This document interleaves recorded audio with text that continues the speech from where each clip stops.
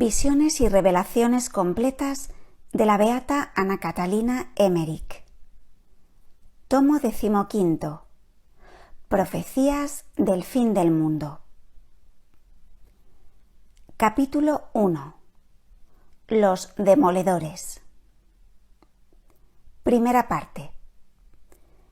El misterio de iniquidad. Vi diferentes partes de la tierra.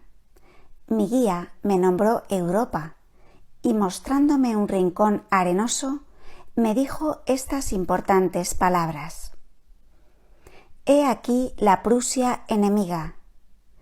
Él me enseñó a continuación un punto más al norte, diciendo, he aquí la Moscovia trayendo con ella muchos males.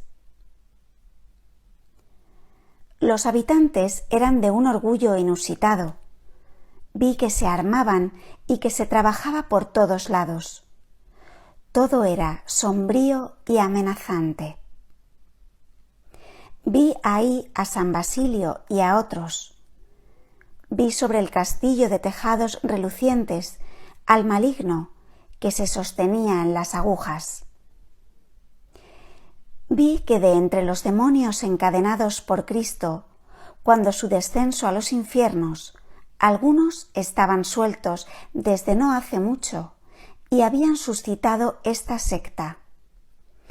Vi que otros serán soltados de 2 generaciones en 2 generaciones. Ella vio, habla Brentano, el transcriptor, con sus terribles consecuencias, las medidas que los propagadores de las luces tomaban por todas partes por donde llegaban al poder y a la influencia, para abolir el culto divino, así como todas las prácticas y los ejercicios de piedad, o para hacer de estos algo tan vano como lo eran las grandes palabras de luz, de caridad de espíritu, bajo las cuales ellos se ocultaban a sí mismos y a los demás el vacío desolador de sus asuntos, en los que Dios no estaba para nada. Mi guía me condujo alrededor de toda la tierra. Me hizo recorrer sin cesar inmensas cavernas hechas de tinieblas y en las cuales vi una inmensa cantidad de personas errando por todas partes y ocupadas en obras tenebrosas. Parecía que yo recorriera todos los puntos habitados del globo, no viendo más que el mundo del vicio. A menudo veía nuevas tropas de hombres caer como desde lo alto en esta ceguera del vicio. No vi que nada mejorase. Me hizo entrar en las tinieblas y considerar de nuevo la malicia, la ceguera, la perversidad, los engaños, las pasiones vindicativas, el orgullo, el engaño, la envidia, la avaricia, la discordia, el asesinato, la lujuria y la horrible impiedad de los hombres. Todo tipo de cosas que, sin embargo, no les eran de ningún beneficio, sino que les hacía cada vez más ciegos y miserables, y les hundían en las tinieblas cada vez más profundas. A menudo tuve la impresión de que ciudades enteras se encontraban situadas sobre una corteza de tierra muy fina y corrían el riesgo de hundirse muy pronto en el abismo. Vi a esos hombres cavar ellos mismos para otros fosas ligeramente recubiertas, pero no vi personas de bien en esas tinieblas, ni a nadie por consiguiente caer en las fosas. Vi a todos estos malvados como grandes espacios tenebrosos que se extendían de un lado hasta otro. Los veía en barullo como en la confusión tumultuosa de una gran feria, formando diversos grupos que se ejercían en el mal y masas que se mezclaban unas con otras. Ellos cometían todo tipo de actos culpables y cada pecado traía como consecuencia otro.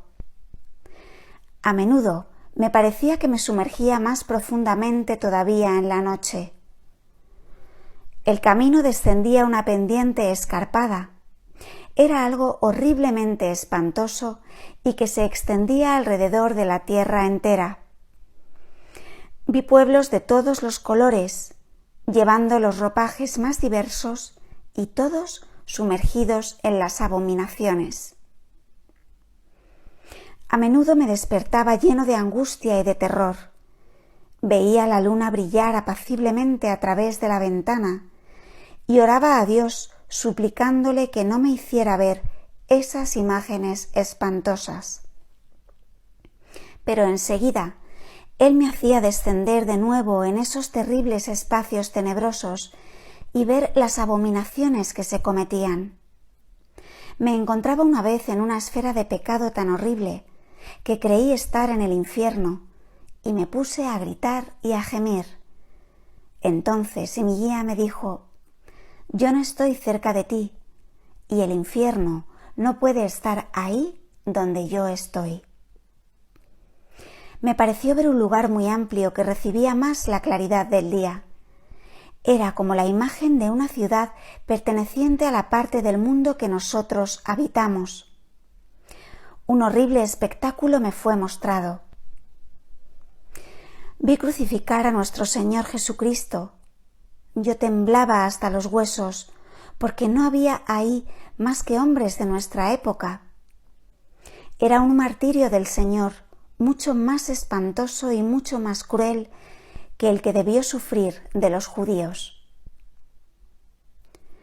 Terminando el relato de esta horrible visión, cuyo recuerdo le provocaban palpitaciones convulsivas y que nada pudo convencerla para contarlo todo entero, ella dijo: «Mi conductor me habló así. Tú has visto las abominaciones a las cuales los hombres ciegos se libran en las tinieblas. Vi ahí con horror un gran número de personas conocidas mías, incluso sacerdotes. Muchas líneas y ramificaciones partiendo de las personas que erraban en las tinieblas desembocaban en este lugar, el lugar de la nueva crucifixión. Vi una muchedumbre innumerable de desgraciados oprimidos, atormentados y perseguidos de nuestros días en varios lugares, y vi siempre que se maltrataba por ello a Jesucristo en persona. Estamos en una época deplorable en la que no hay ya más refugio contra el mal. Una densa nube de pecado pesa sobre el mundo entero y veo a los hombres hacer las cosas más abominables con una tranquilidad y una indiferencia completas. Vi todo esto en varias visiones mientras que mi alma era conducida a través de diversos países sobre toda la tierra. Vi nuevos mártires, no del tiempo presente, 1820, año de la visión, sino del tiempo que vendrá. Sin embargo, veo que se les oprime ya. Segunda parte. La demolición de la Iglesia. He visto personas de la secta secreta minar sin descanso a la gran Iglesia. Y he visto cerca de ellos una horrible bestia que había surgido del mar.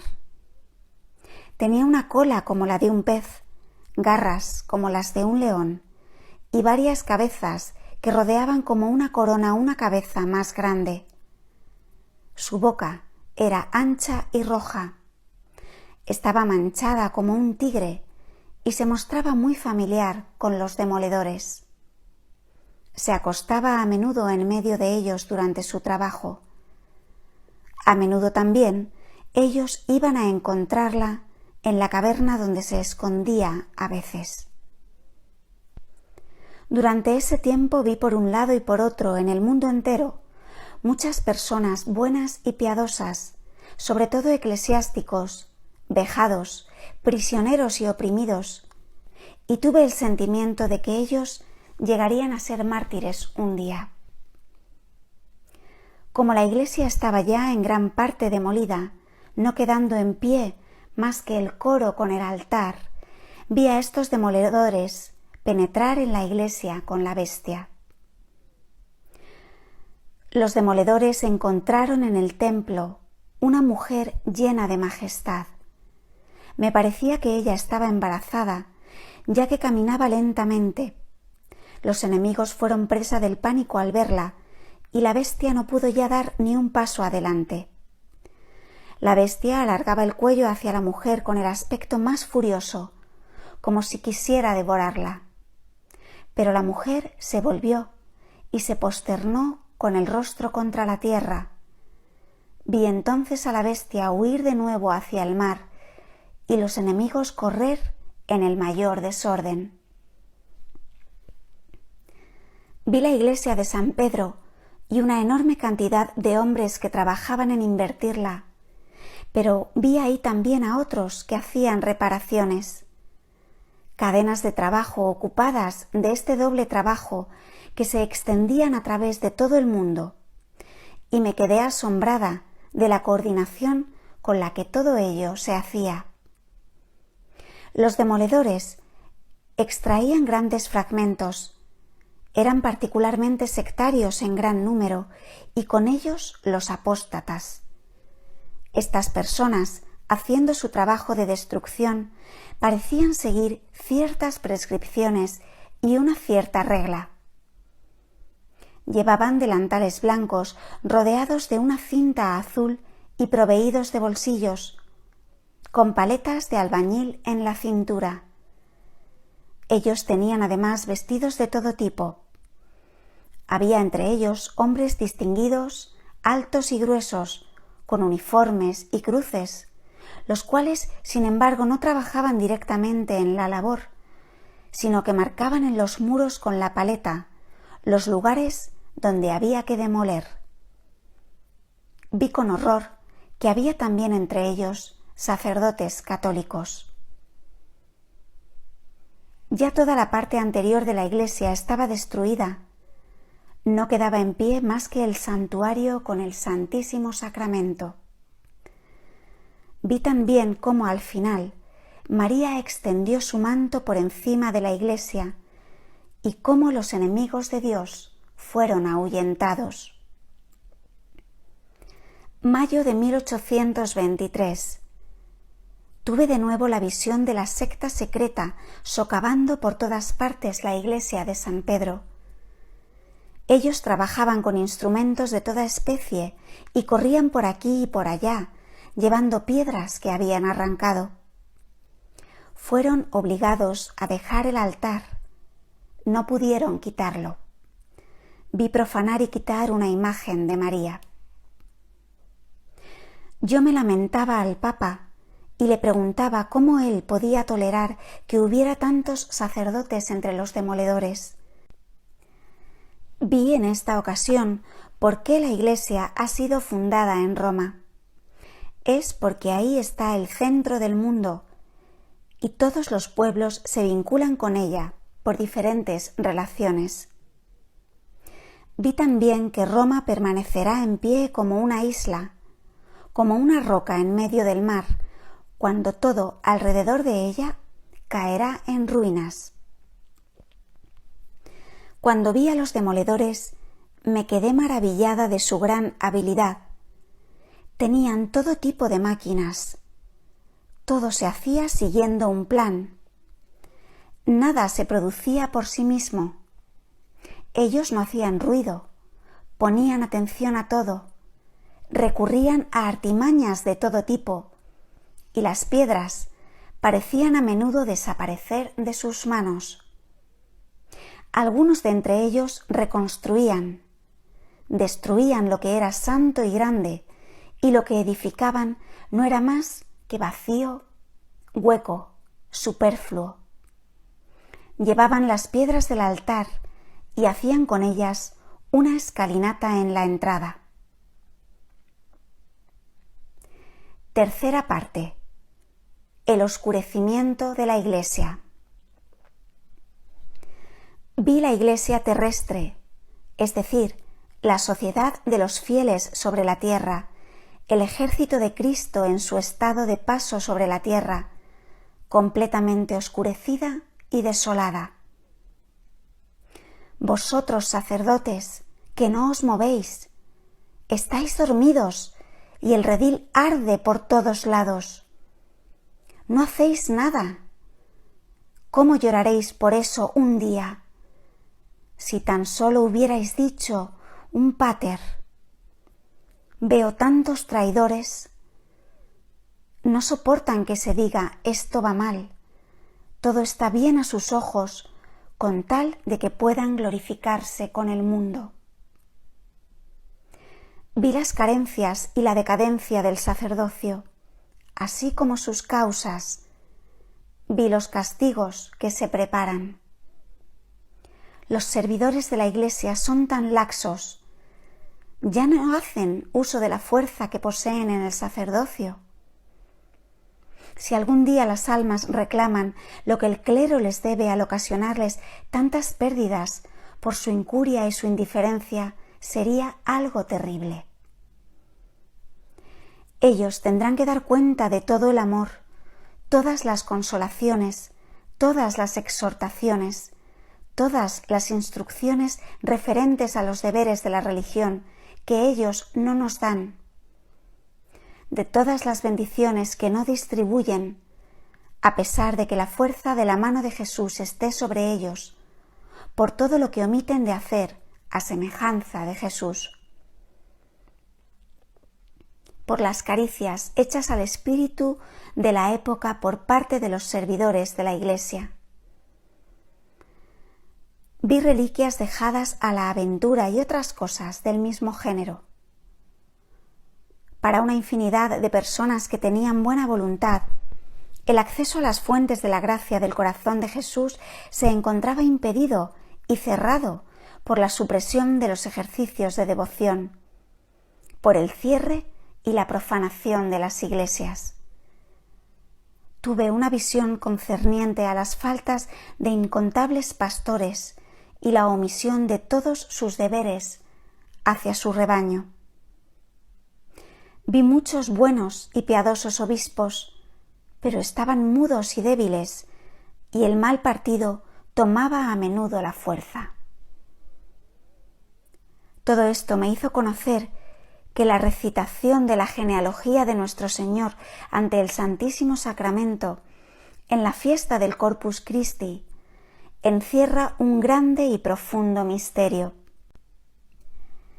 He conocido por ello que lo mismo que entre los ancestros de Jesucristo según la carne muchos no fueron santos y fueron incluso pecadores sin dejar de ser grados de la escala de Jacob, por los cuales Dios descendió hasta la humanidad, por lo mismo también los obispos indignos permanecen capaces de consagrar el Santísimo Sacramento y de conferir el sacerdocio con todos los poderes que le están ligados.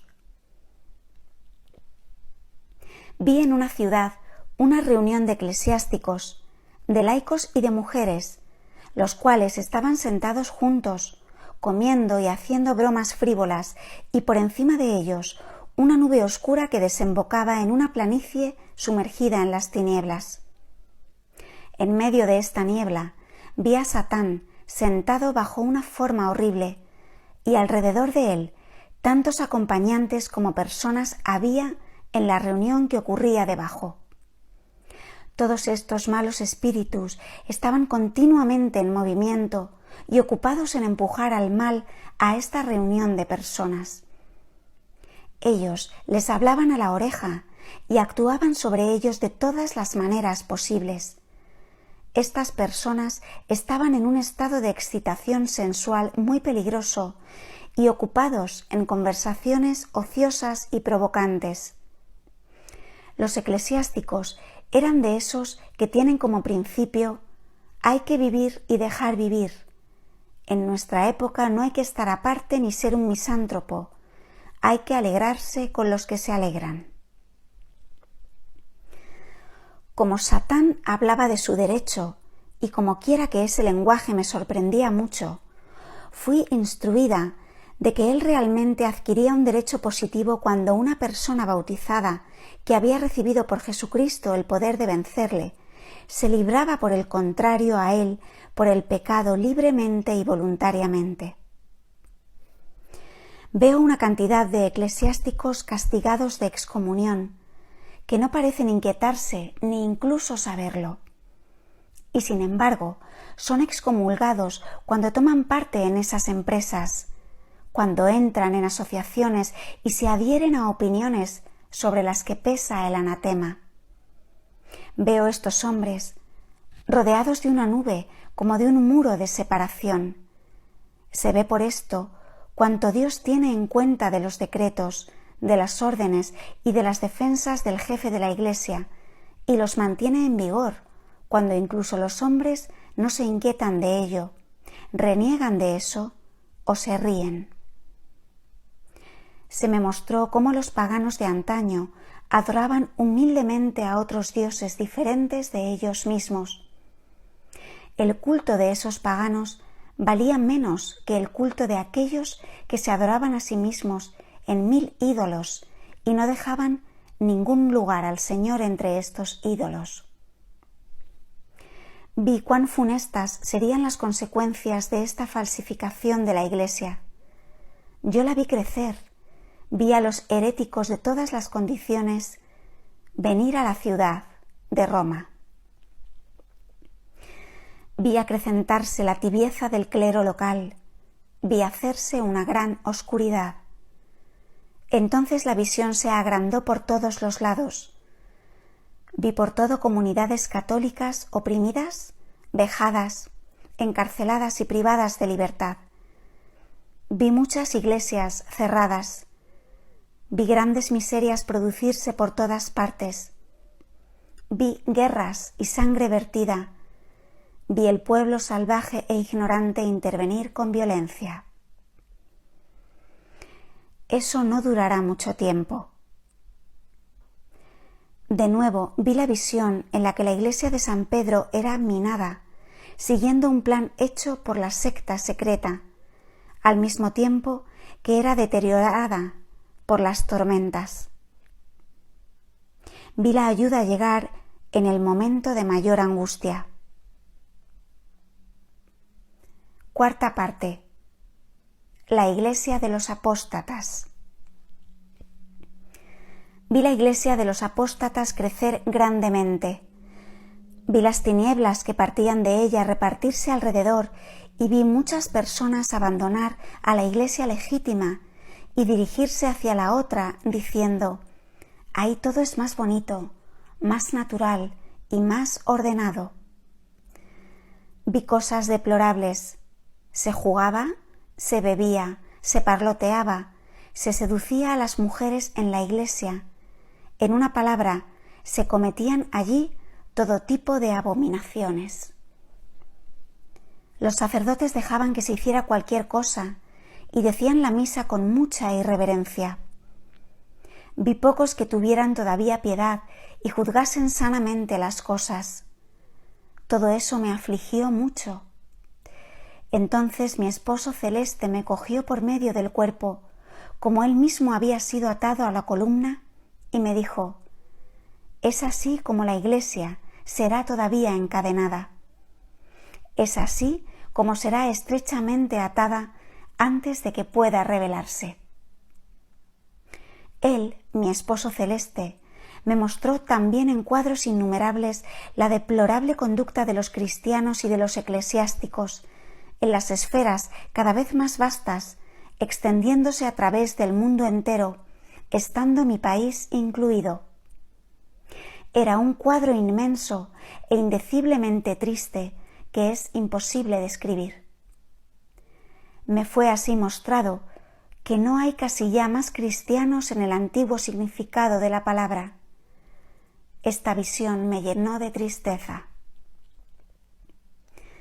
Vi en el futuro la religión caída muy bajo y conservándose únicamente en algunos lugares, en algunos hogares y en algunas familias que Dios ha protegido también de los desastres de la guerra. 12 de septiembre de 1820. Vi construir una iglesia extraña y al revés de todas las reglas. El coro estaba dividido en 3 partes, de las que cada una era unos grados más alta que la otra. Por debajo había una sombría bodega llena de humo. En la primera parte vi arrastrar un trono, en la segunda un barreño lleno de agua. El agua sola parecía tener algo de santificado. En la más elevada, una mesa. No vi ningún ángel asistir a la construcción, pero diversos espíritus planetarios que se encargaban de engañar a los hombres, de los más violentos, arrastraban todo tipo de objetos al sótano, donde personajes en pequeños mantos eclesiales los tomaban para llevarlos con ellos. Nada venía de lo alto en esta iglesia, todo venía de la tierra y de la región tenebrosa. Todo en esa iglesia era oscuro, a contrasentido y sin vida. No había más que burla y ruina. Vi cerca otra iglesia donde reinaba la claridad y que estaba provista de toda especie de gracias de lo alto.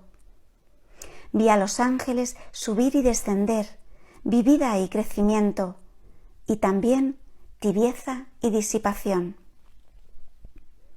Sin embargo, la iglesia tradicional, todo lo imperfecta u oscurecida que esté para no saber la luz que le espera, era como un árbol lleno de savia en comparación de la otra, que parecía un baúl lleno de objetos inanimados.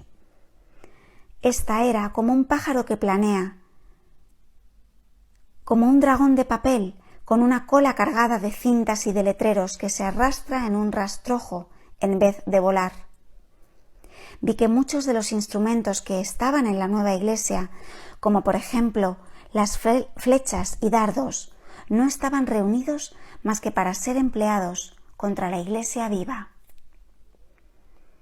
Ellos amasaban pan en la bodega de abajo, pero de ello no resultaba nada y se trabajaba en balde.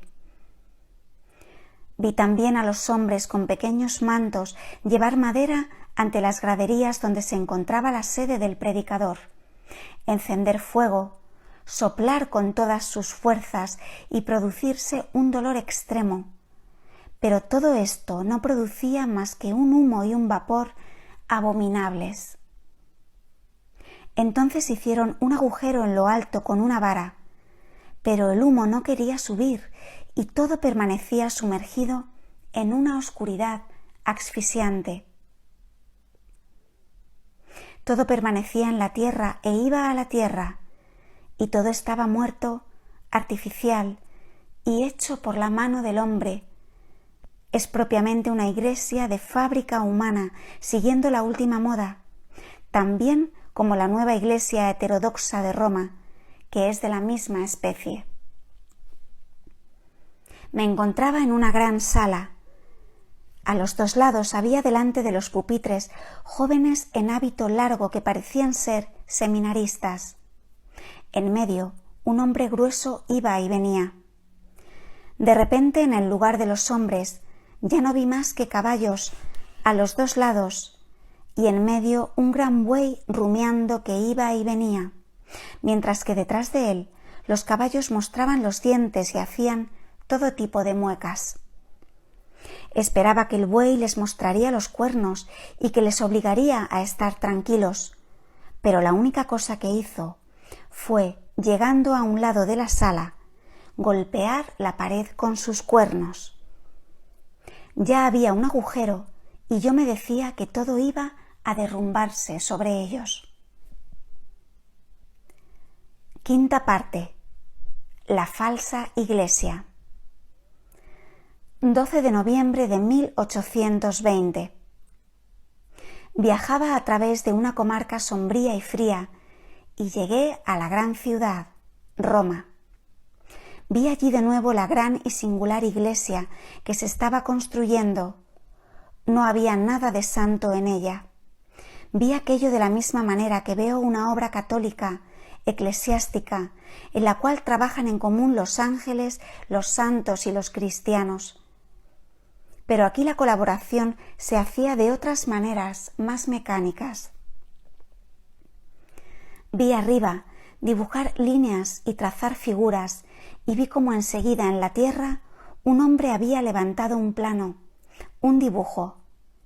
Vi la acción de los orgullosos espíritus planetarios en sus relaciones con esta construcción hacerse sentir hasta en las regiones más alejadas. Vi llegar hasta distancias inmensas el impulso dado para la preparación de todo lo que podía ser necesario y útil para la construcción y para la existencia de esta iglesia.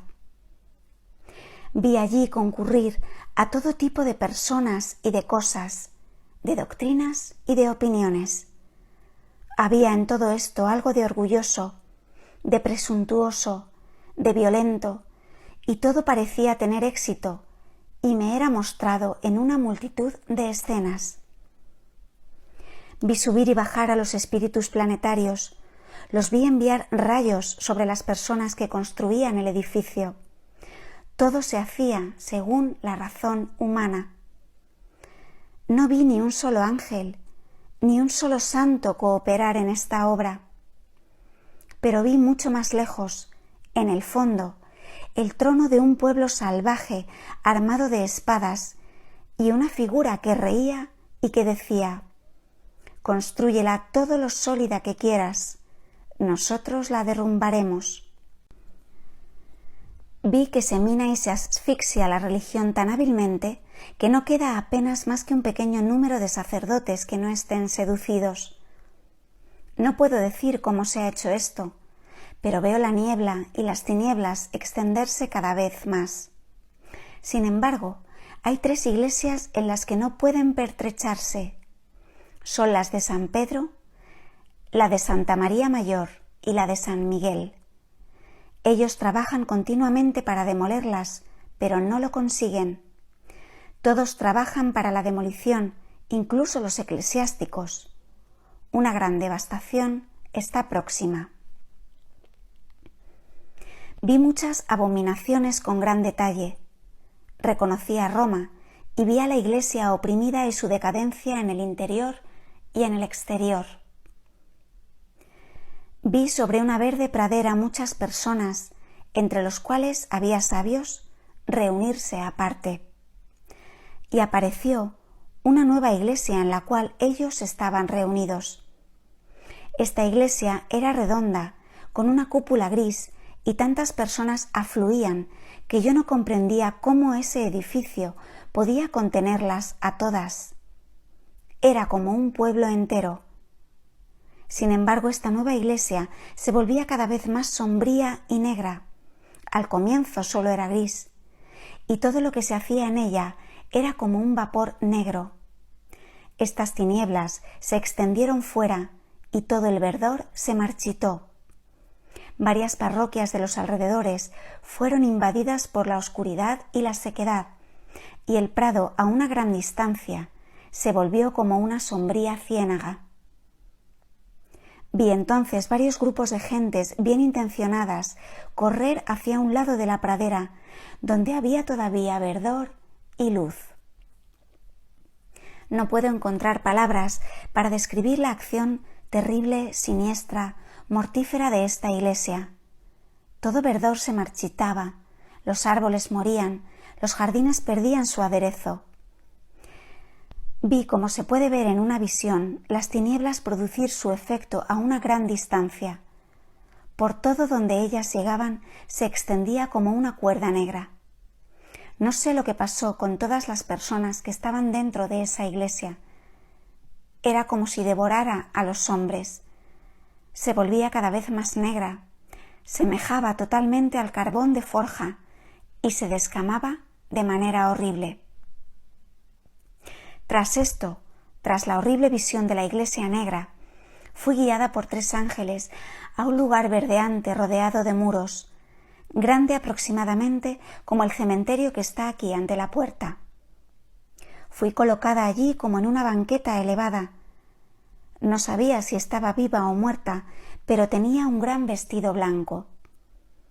El mayor de los tres me dijo: «Alabado sea Dios, aquí todavía queda luz y verdor». Entonces cayó del cielo, entre la iglesia negra y yo, como una lluvia de perlas brillantes y de piedras preciosas deslumbrantes. Y uno de mis compañeros, uno de los tres ángeles, me ordenó recibirlas. Después se fueron.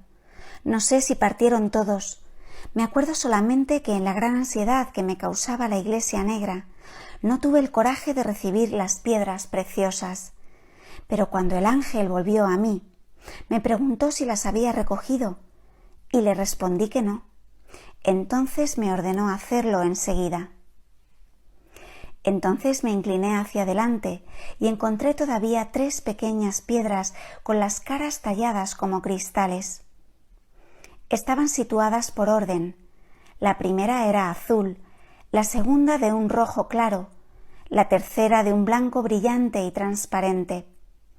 Yo las llevaba a mis 2 otros acompañantes, que eran más pequeños que el primero, y siempre marchando de aquí para allá. Ellos las frotaban unas contra otras e hicieron surgir de ellas los más bellos colores y los más bellos rayos de luz que se extendieron por todo. Allí a donde llegaban, el verdor renacía, la luz y la vida se propagaban. Vi también a un lado a la iglesia tenebrosa que se degradaba. Después de golpe, una gran multitud se extendió por el prado verdeante e iluminado, dirigiéndose hacia una villa luminosa. Por el otro lado de la iglesia negra, todo permanecía todavía en una noche sombría. Quieren ellos ser un solo cuerpo, en algo diferente que el Señor. Se formó un cuerpo, una comunidad fuera del cuerpo de Jesús que es la iglesia. Una falsa iglesia sin redentor, en la que el misterio es no tener misterio. Es cuando la ciencia se ha separado de la fe, cuando nada esta iglesia sin Salvador. Las pretendidas buenas obras sin la fe, la comunión de los incrédulos teniendo la apariencia de virtud, en una palabra, la antiiglesia, cuyo centro está ocupado por la malicia, el error, la mentira, la hipocresía, la laxitud, los artificios de todos los demonios de la época. Sexta parte. La comunión de los profanos. Todo es en esta falsa iglesia fundamentalmente malo. Es la comunión de los profanos. No sé decir hasta dónde todo lo que ellos hacen es abominable, pernicioso y vano. Quieren ser un solo cuerpo en algo diferente que el Señor. Tuve una visión en la que vi a los otros en la falsa iglesia, edificio cuadrado sin campanario, negro y sucio, con una cúpula elevada. Ellos estaban en gran intimidad con el espíritu que reinaba allí. Esta iglesia está llena de inmundicias, de vanidades, de necedad y de oscuridad. Casi nadie de ellos conocía las tinieblas en medio de las cuales trabajaba. Todo es puro en apariencia, pero no es más que vacío. La falsa iglesia está llena de orgullo y de presunción, y con eso destruye y conduce al mal con toda clase de buenas apariencias. Su peligro está en su inocencia aparente. Ellos hacen y quieren cosas diferentes. En ciertos lugares su acción es inofensiva. Además, trabajan para corromper a un pequeño número de sabios, y así todos juntos desembocan en un centro, en una cosa mala por su origen, en un trabajo y en una acción fuera de Jesucristo, por el cual únicamente toda vida es santificada, y fuera del cual todo pensamiento y toda acción permanecen como el imperio de la muerte y del demonio. Me encontraba en un navío agujereado y estaba tumbada en el fondo, en el único lugar que estaba intacto. Las personas estaban sentadas en los 2 bordes del navío. Yo oraba continuamente para que no fueran precipitados a las olas. Sin embargo, ellos me maltrataban y me daban patadas. Veía a cada instante el navío a punto de hundirse y estaba muerta de miedo. Finalmente, ellos fueron obligados a conducirme a tierra, donde mis amigos me esperaban para llevarme a otro lugar. Yo rezaba siempre para que estos desdichados desembarcasen también, pero apenas estaba sobre la orilla que el navío se hundió y ninguno de los que allí estaban pudo salvarse, lo cual me llenó de tristeza. En el lugar donde fui había una gran abundancia de frutos. Cuando miraba debajo de mí, vi muy distintamente a través de un velo de color sombrío los errores, extravíos y los pecados innumerables de los hombres, y con qué necedad y qué maldad ellos actuaban contra toda verdad y toda razón. Vi escenas de toda especie. Volví a ver el navío en peligro, llevando a estos hombres convencidos de su inmenso mérito y admirados también por muchos otros, pasar cerca de mí sobre un mar peligroso, y yo esperaba que en cualquier momento perecerían. Vi entre ellos a sacerdotes y sufrí profundamente para ayudarles a volver al arrepentimiento. Vi tantos traidores. Ellos no soportan que se les diga: esto va mal. Todo está bien ante sus ojos con tal de que puedan glorificarse con el mundo. Séptima parte. El Papa traicionado. Vi al Papa en oración. Estaba rodeado de falsos amigos que a menudo hacían lo contrario de lo que decía. Vi al Santo Padre en una gran tribulación y una gran angustia que afectaba a la Iglesia. Le vi muy rodeado de traiciones. Ellos quieren quitar al pastor el prado que le es propio. Quieren imponer otro que deja todo en manos de los enemigos. Entonces, tomada por la cólera, ella elevaba el puño cerrado diciendo: «Alemanes, bribones, escuchad, no lo conseguiréis. El pastor está en una rocalla. Ustedes, sacerdotes, no se mueven. Dormís y la granja arde por todos los lados. No hacéis nada. ¿Cómo lloraréis por eso un día?» Vi que en ciertos casos de extrema desdicha, el Papa tiene visiones y apariciones. Octava parte. El falso ecumenismo. Vi bajo una imagen de varios jardines formando un círculo alrededor mío, las relaciones del Papa con los obispos. Vi al Papa mismo sobre su trono, colocado como en un jardín. Vi en diversos jardines los derechos y los poderes de estos obispos bajo forma de plantas, flores y frutos, y vi relaciones, corrientes, influencias, como hilos o rayos yendo de la sede de Roma a los jardines. Vi sobre la tierra en estos jardines la autoridad espiritual del momento. Vi en el aire encima de ellos la cercanía de nuevos obispos. Así, por ejemplo, vi en el aire en el futuro, encima del jardín donde se encontraba el severo superior, el obispo de entonces, severo porque era firme en la fe, un nuevo obispo mitrado, la mitra y todo lo demás. Vi alrededor de él protestantes que querían hacerle descender en el jardín, pero no con las condiciones que el Papa había exigido. Ellos buscaban infiltrarse por toda clase de medios. Desordenaban ciertas partes del jardín donde plantaban malas semillas. Les vi tanto en un lugar, tanto en otro, cultivar o dejar en baldío, demoler y no quitar los escombros, etc. Todo estaba lleno de trampas y de ruinas. Les vi interceptar y desviar las vías que iban al Papa. Vi a continuación que cuando ellos introducían el obispo de la manera que se habían propuesto, él era intruso, introducido contra la voluntad del Papa y que no poseía legítimamente la autoridad espiritual. Vi, por lo que creo, casi todos los obispos del mundo pero un pequeño número solamente perfectamente sano. Vi todo lo que respecta al protestantismo tomar cada vez más poder y la religión caer en decadencia completa. Había en Roma, incluso entre los prelados, muchas personas de sentimientos poco católicos que trabajaban para el éxito de este asunto, la fusión de las iglesias.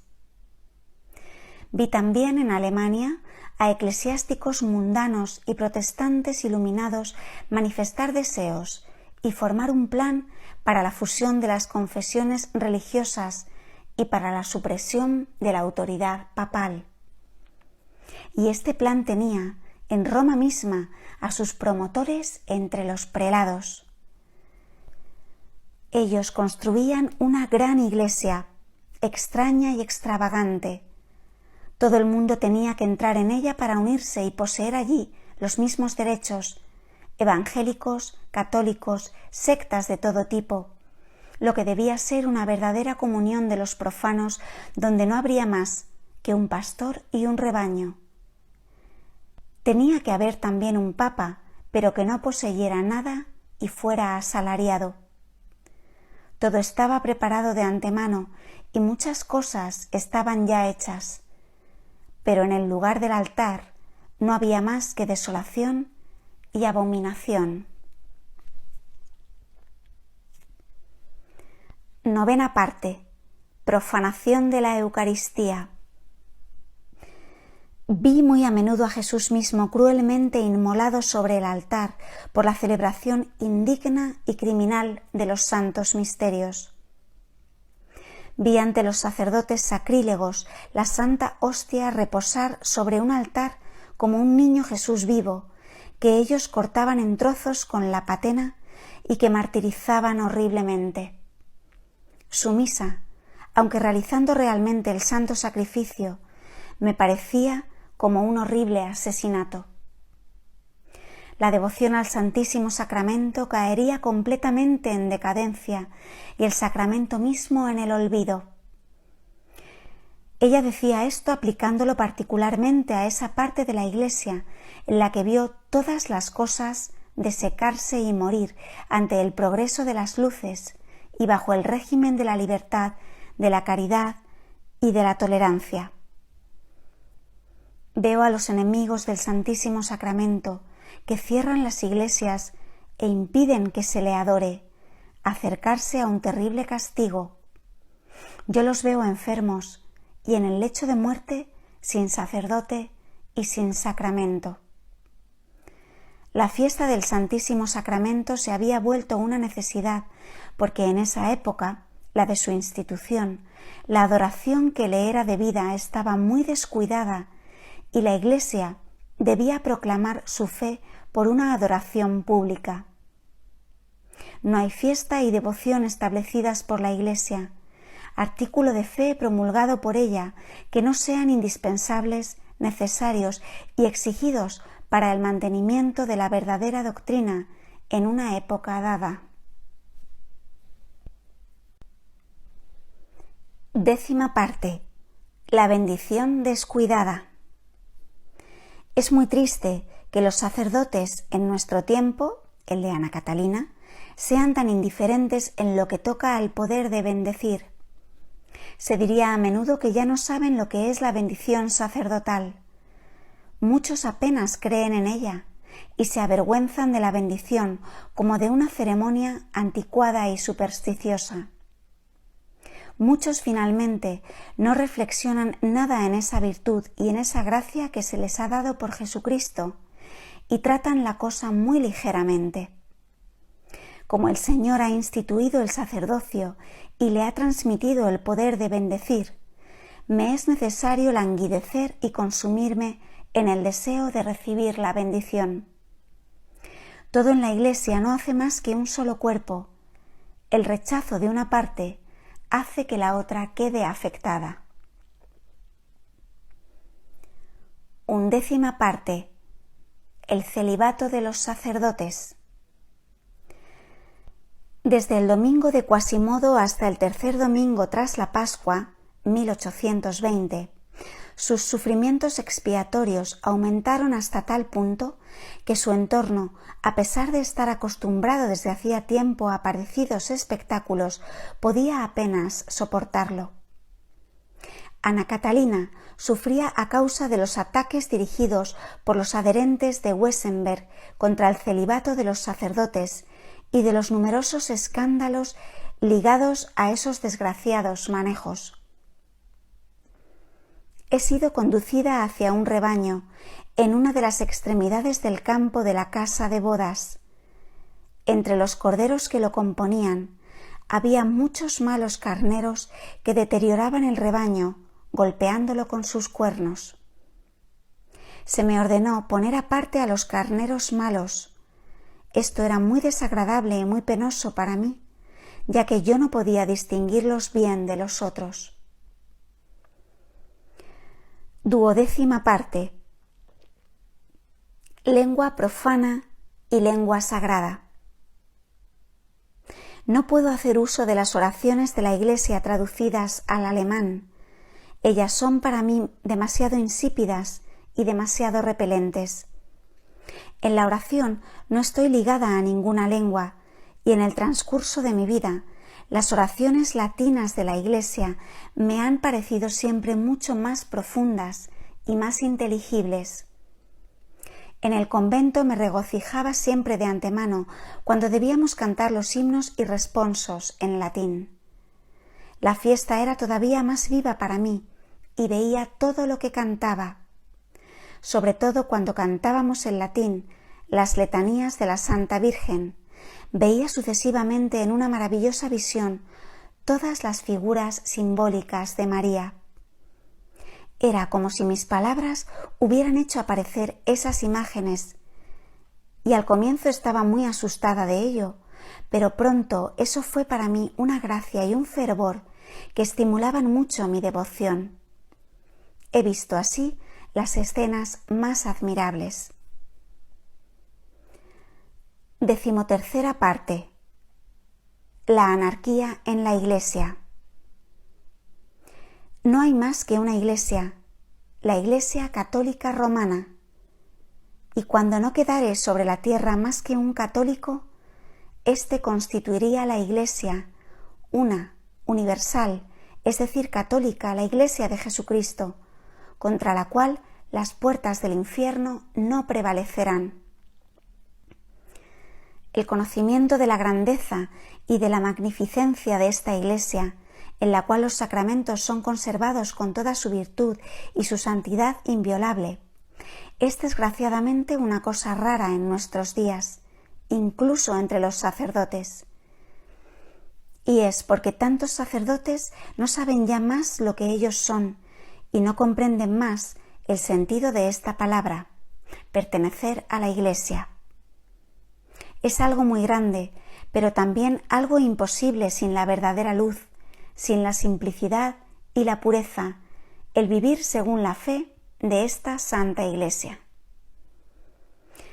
Veo en todos ellos, incluso en los mejores de entre ellos, un orgullo espantoso, pero en ninguno veo humildad, simplicidad, obediencia. Son terriblemente vanos de la separación en la que viven. Hablan a veces de fe, de luz, de cristianismo vivo, pero menosprecian y ultrajan la Santa Iglesia, en la cual únicamente hay que buscar la luz y la vida. Se sitúan por encima de todo poder y de toda jerarquía eclesiástica, y no conocen ni la sumisión ni el respeto hacia la autoridad espiritual. En su presunción, pretenden comprenderlo todo mejor que los jefes de la Iglesia e incluso que los santos doctores. Rechazan las buenas obras y quieren sin embargo poseer toda perfección.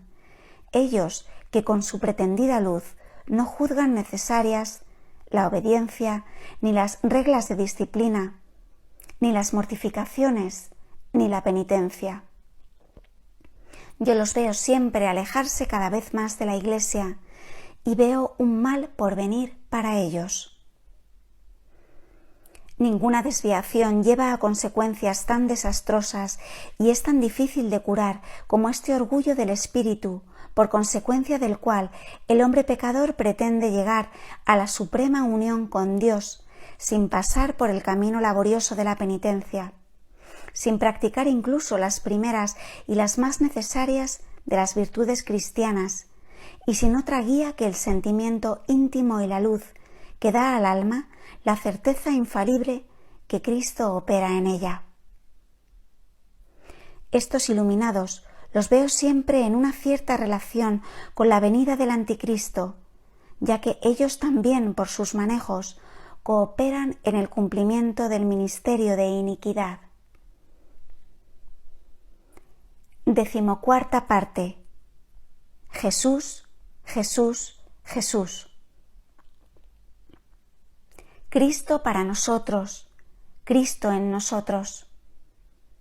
Ellos habían rechazado todo juicio de la autoridad legítima de la Iglesia, que únicamente ella ha recibido su poder de Dios, que únicamente ella tiene misión para poder decidir sobre la verdad o falsedad de estos tipos de manifestaciones interiores.